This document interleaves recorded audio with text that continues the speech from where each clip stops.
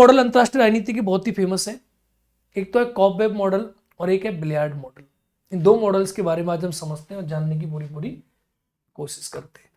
देखो, सबसे पहले जो अंतरराष्ट्रीय राजनीति का एक मॉडल है यथार्थवादियों का, जो पुराना मॉडल बताया गया, इसको नाम देते हैं द बिलियार्ड बॉल मॉडल। इस मॉडल को आप देखेंगे, इस मॉडल के अनुसार क्या है अंतरराष्ट्रीय राजनीति में। इस मॉडल के अनुसार यह है कि देश जो है ना, वो जैसे आपने गेम देखा है बिलियार्ड, तो उस गेम की तरह ही है। इस मॉडल को दिया था अर्नोल्ड वॉल्फर्स ने। ये कभी कभी पूछ लेता है इस मॉडल को किसने दिया था, तो अर्नोल्ड वॉल्फर्स ने इस मॉडल को दिया था, अर्नोल्ड वॉल्फर्स ने। इस मॉडल के अनुसार क्या है कि जो कंट्री है ना, जो राष्ट्र है, यानी ये परंपरागत जो मॉडल बताया गया, जो इस मॉडल के अनुसार जो राष्ट्र है वो इस बिलियार्ड की बॉल्स की तरह है। यानी जैसे आप ये बॉल देख रहे हो ना, ये एक्टर ए है, एक्टर बी है, एक्टर सी है, ऐसे मान के चलो ये इंडिया है, ऐसे मान के चलो ये पाकिस्तान है, ऐसे मान के चलो ये अमेरिका है। तो जैसे बिलियार्ड्स की बॉल होती है ना, बिलियार्ड्स एक गेम होता है, तो जो बिलियार्ड्स की बॉल होती है, बॉल आपस में इंडिपेंडेंट होती है। एक बॉल यहाँ है, एक बॉल यहाँ है, एक बॉल यहाँ है। यथार्थवादियों के अनुसार इसका यही अप्रोच है। वो कहता है कि जैसे बिलियार्ड्स गेम में बॉल होती है, अलग अलग बॉल होती हैं, और इन बॉल्स के मध्य में बैलेंस ऑफ पावर चलती है, क्योंकि एक फोर्स इन्हें खींच रहा होता है और एक फोर्स इन्हें पुश कर रहा होता है।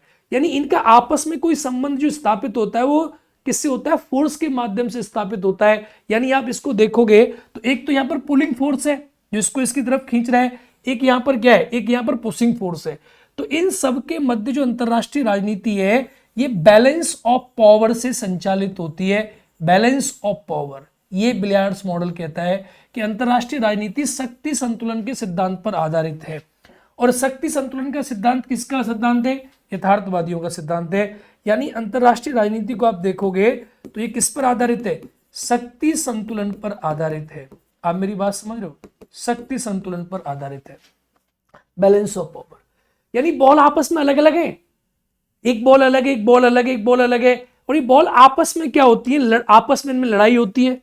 इनका एक समाज नहीं है। देखो जो क्या है, अब मेरी बात समझना, जो जो जो समाजशास्त्री उदारवादी वो क्या कहते हैं? वो कहते हैं कि इंटरनेशनल सोसाइटी है, अंतरराष्ट्रीय संबंध एक समाज है, इंटरनेशनल पॉलिटिक्स में एक समाज स्थापित होती है।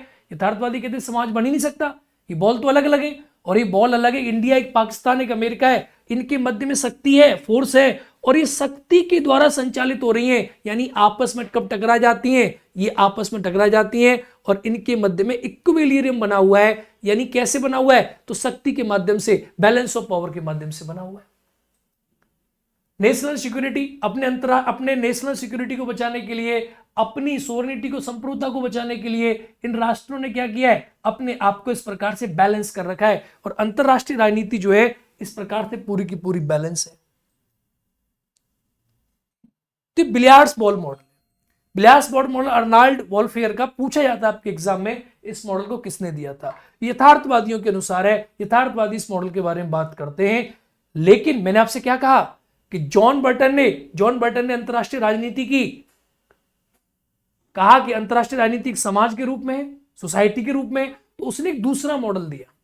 उस मॉडल को आप नाम देते हो कॉब-वेब मॉडल। कॉब-वेब मॉडल ये आदर्शवादियों का, यानी आप कह सकते हैं समाजशास्त्री उदारवादियों का ये मॉडल है। ये मॉडल क्या कहता है? आइए कॉब-वेब मॉडल के बारे में समझते हैं। इसका पीपीटी कहां चला गया? ये रहा। कॉब-वेब मॉडल के बारे में समझते हैं। आपको समझाता हूं कॉब-वेब मॉडल क्या है। देखो, कॉब-वेब मॉडल जो है इसको बोलते हैं कॉब-वेब मॉडल। कॉब-वेब मॉडल जो है बेसिकली, ये मॉडल जो है, ये इस मॉडल को प्रतिपादित करने वाले विचारक थे। कौन थे? John Burton. जॉन बर्टन, जो मैंने अभी आपको बताया कि जॉन बर्टन जो थे, उन्होंने इस मॉडल को प्रतिपादित किया। और जॉन बर्टन कौन है? ये समाजशास्त्री उदारवादी विचारक है, जो ये मानते हैं कि अंतरराष्ट्रीय राजनीतिक समाज है, इंटरनेशनल पॉलिटिक्स एक समाज है, और इसमें एक समाज की स्थापना करी जा सकती है। ये इसके बारे में बात करते हैं। इनकी किताब भी मैंने अभी आपको समझाई थी। तो ये है, ये क्या कहते हैं कि अंतरराष्ट्रीय समाज एक मकड़ी की जाल की तरह, कॉब-वेब बोलते हैं मकड़ी के जाल को। और ये कहते हैं सारी कंट्री अलग अलग नहीं है, सारे कंट्री जुड़े हुए। उसमें इसमें अंतर देखो, उसमें क्या था? जो बॉल्स थी अलग अलग थी। ये कहते हैं देखो सारे कंट्री इस प्रकार से आपस में जुड़े हुए हैं, एक कंट्री दूसरे कंट्री के साथ जुड़ा हुआ है, इनमें कोई अलग नहीं है। और ये पूरी क्या है? एक समाज है। ये पूरा क्या है? ये समाज है, सोसाइटी है, ये पूरा का पूरा एक सोसाइटी है, पूरी की पूरी एक समाज है। तो वर्ल्ड सोसाइटी का जो कॉन्सेप्ट है जॉन बर्टन का, वो यही कॉन्सेप्ट है कि पूरी की पूरी एक समाज है, सब आपस में जुड़े हुए हैं, अलग अलग नहीं है, ट्रेड को लेकर, इन्वायरमेंट को लेकर, तो ये कह रहे आपस में जुड़े हुए हैं। तो इसको आप नाम देते हैं, जैसे इसको बोलते हैं आप कॉम्प्लेक्स इंटरडिपेंडेंसी। ये क्या है, मल्टीपल रिलेशंस हैं और कॉम्प्लेक्स इंटरडिपेंडेंसी डेवलप है। ऐसा नहीं है कि अलग अलग है सब। वो क्या कहते हैं यथार्थवादी, वो कहते हैं नहीं, जैसे बिलियार्ड्स की बॉल है ऐसे ही, और ये क्या कहते हैं, नहीं, कॉम्प्लेक्स इंटरडिपेंडेंसी है सभी के मध्य में। तो ये जो मॉडल है, इस मॉडल के बारे में कहा जाता है इस समाज की बात करते हैं, और वो इंडिविजुअल रूप में देखते हैं कंट्री को। वो कहते हैं कंट्री अपने सेल्फ इंटरेस्ट से संचालित होता है। ये कहते हैं नहीं, इनकी अप्रोच अलग है, उनकी अप्रोच अलग है। वो यथार्थवादियों का मॉडल है, ये समाजवादियों, ये एक प्रकार से उदारवादी समाजवादियों का मॉडल है, समाजशास्त्री उदारवादियों का मॉडल है। दोनों में अंतर है। तो जॉन बर्टन इसके बारे में बात कर रहे थे जो मैंने अभी आपको पढ़ाया था। अभी जो मैंने आपको बताया था कि जॉन बर्टन जो है वो वर्ल्ड सोसाइटी की स्थापना की बात करते हैं इंटरनेशनल रिलेशंस में, इसके बारे में बात करते हैं। वो कहते हैं अंतरराष्ट्रीय समाज है ये।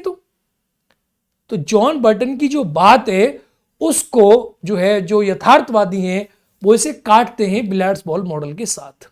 ठीक है, तो ये इसमें इनकी आलोचना करी जाती है बिलियर्ड्स बॉल मॉडल के से पॉइंट से। तो मुझे लगता है आपकी समझ में आ गया होगा, ये दोनों मॉडल आपकी समझ में आ गए होंगे। ये मॉडल जो है उदारवादी समाजशास्त्री उदारवादियों का मॉडल है, तो ये आपकी समझ में आ गया होगा। अब हम अगला पढ़ेंगे गणतंत्रात्मक उदारवाद, डेमोक्रेटिक पीस थ्योरी। ये क्या है, इसके बारे में हम जानेंगे।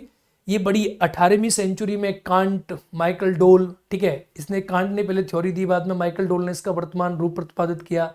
काफ़ी अच्छी है। नेचर एट वॉर एक किताब आई थी स्पेंसर की, उसको लेकर इसमें बहुत सारी बातचीत है, इसके बारे में पढ़ेंगे, इसके बारे में आप जानेंगे। नेवर एट वॉर, किताब का नाम नेचर एट वॉर नहीं, नेवर एट वॉर किताब है, और ये बुक है स्पेंसर आर वर्ट की। इसके बारे में हम पढ़ेंगे, बहुत सारी चीज़ों को हम जानेंगे कि गणतंत्र उदारवाद क्या है। लेकिन ये सारी चीज़ें हम पढ़ेंगे अगली क्लास में। आप विद्यार्थी जो भी क्लास देख रहे हैं यूट्यूब पर, अगर क्लास आपको पसंद आई है तो लाइक कर दें, चैनल को सब्सक्राइब कर दें।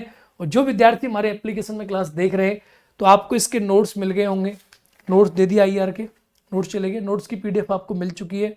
और नोट्स की PDF को एक बार आप सही से पढ़ लेंगे, और पढ़ के सिर्फ ये जानेंगे कि आदर्शवादी मैंने आपको पढ़ाया, उदारवादी, और ये जो अभी तीसरी कॉन्सेप्ट दिया मैंने आपको समाजशास्त्री उदारवाद, कॉल ड्यूस के बारे में बात करी हमने, इनका क्या कहना है, इन सब विचारकों के बारे में थोड़ी चीज़ें जान लेंगे। और 2 सिद्धांत आज आपने पढ़े, किसने दिए, कब दिए, क्या क्या हुआ।